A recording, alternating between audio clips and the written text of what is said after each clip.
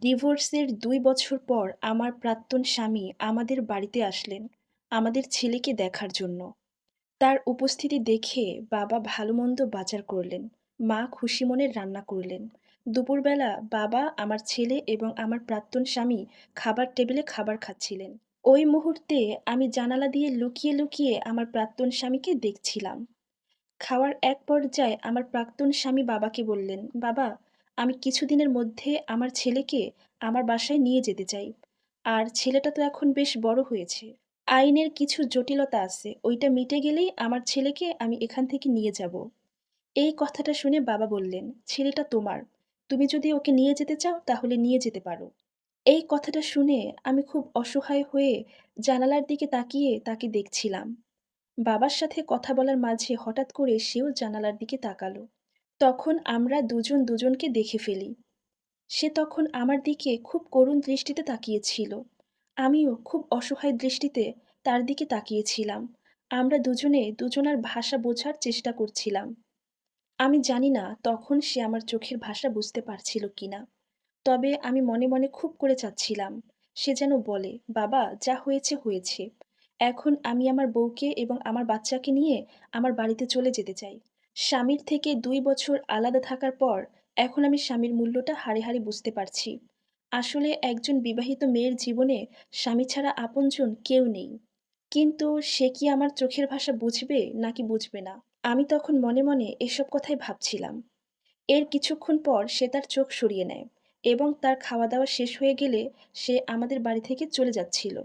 যদিও সে ২-৩ বার পিছনে তাকিয়ে আমাকে দেখছিল।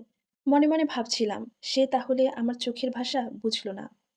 আমাদের ডিভোর্স হয়েছে ২ বছর হয়েছে। সে এখনো ২য় বিয়ে করেনি, আমিও করিনি।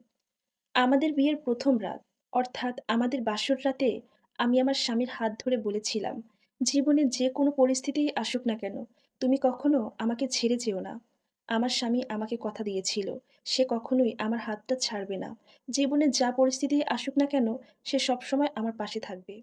অথচ আজ আমার মায়ের কিছু কুপরামর্শের কারণে আমার শাশুড়ি এবং আমার মায়ের মাঝে সামান্য ঝামেলা হওয়াতে আজ আমাদের স্বামী-স্ত্রীর মধ্যে সম্পর্কটা শেষ হয়ে গেছে। আমাদের ডিভোর্স হয়ে গেছে। কিন্তু যেহেতু আমাদের ছেলেটা আমার কাছেই থাকে, তাই আমার স্বামী মাঝে, মাঝেই ওকে দেখতে আসে।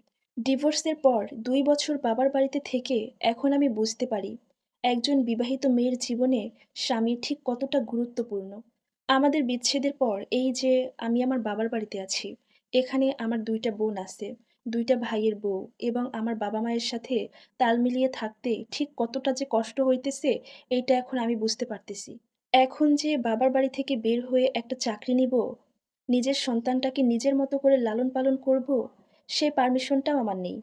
তবুও বাবার বাড়ি থেকে প্রতিনিয়ত অবহেলিত এবং অপমানিত হচ্ছি। আর আমার বাবা-মা এই সবকিছু দেখেন। কিন্তু তাদের প্রতিবাদ করার কোনো ভাষা নেই। এভাবেই আমি দিন পার করছিলাম। বাবার বাড়িতে থেকে এত অপমান, অপবাদ, অবহেলিত হয়ে আমার জীবনযুদ্ধে আমি কেমন যেন হেরে যাচ্ছিলাম।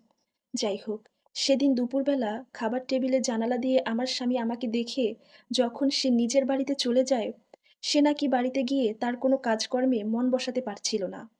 তার নাকি বারবার আমার সেই অপলক দৃষ্টিটাই চোখে ভাসছিল। সে সবকিছুতে আমাকে ফিল করতে লাগলো।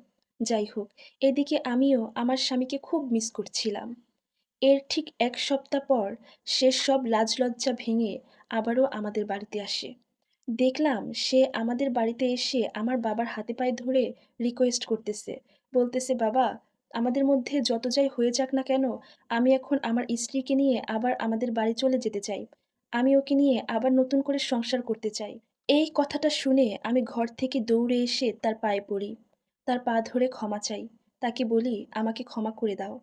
আমি তোমাকে ছাড়া একদম ভালো নেই। আমি তোমার সাথেই আবার চলে যেতে চাই। তোমার সাথে সংসার করতে চাই। তুমি হয়তো জানো না, তোমাকে ছাড়া আমি আমার বাবার বাড়িতে কতটা কষ্টে দিন যাপন করতেছি। এখানে সবাই আমাদেরকে খুব অবহেলা করে।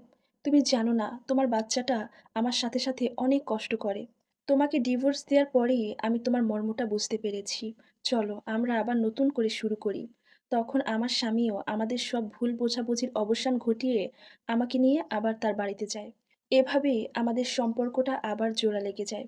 এখন আলহামদুলিল্লাহ আমরা খুব সুখে আছি। আমাদের সংসারে আর কোনো অভাব অনাটন কিছুই নেই। আর হ্যাঁ, সেদিন স্বামীর সাথে এসে আমরা আবার নতুন করে বিয়ে করে নিয়েছিলাম। এখন আমি আর আমার মায়ের কোনো বুদ্ধি নেই না। আমার স্বামী যে কথা বলে আমি সেটা অক্ষরে, অক্ষরে মানার চেষ্টা করি। আর এই সম্পূর্ণ স্টোরিটা একটা আপুর জীবন থেকে নেয়া। আপুদেরকে বলতে চাই, স্বামীর সাথে সামান্য ঝগড়া হলেই কক্ষনো বাবার বাড়ির লোকেদের সাথে শেয়ার করবেন না। তাহলে কখনোই আপনাদের সংসারটা সুখের হবে না। আস্তে, আস্তে আপনাদের সংসারটা ভেঙে যাবে। এই স্টোরির সাথে আমার বাস্তব জীবনের কোনো মিল নেই। ধন্যবাদ।